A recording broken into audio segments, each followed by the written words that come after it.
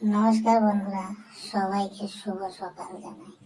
আজকে আমি পাকা কাঁঠাল থেকে কিভাবে কাঁঠালের কুয়া বের করা হয় সেই ভিডিওটি এখানে দেখাচ্ছি বা দেখাবো।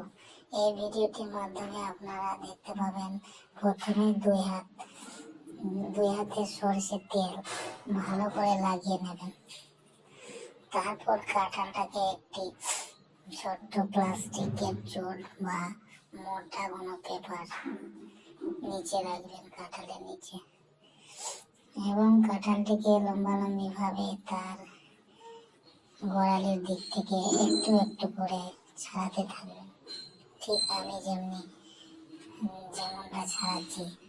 তারপর কুয়োগুলোকে এক এক করে বের করে বাটিতে রাখবেন এবং এইভাবে ছাড়াতে থাকবেন বেশ কয়েকক্ষণ ধরে।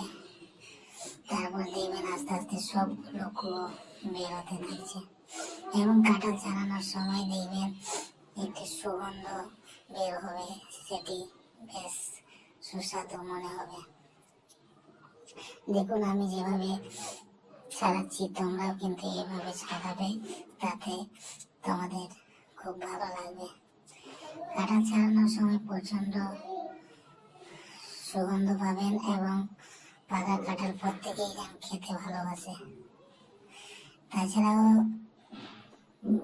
কাঁঠালের কুয়োগুলো দিয়ে আপনারা পরে থেকে সবজি রান্না করতে পারবেন এবং ভাজাও খেতে পারবেন।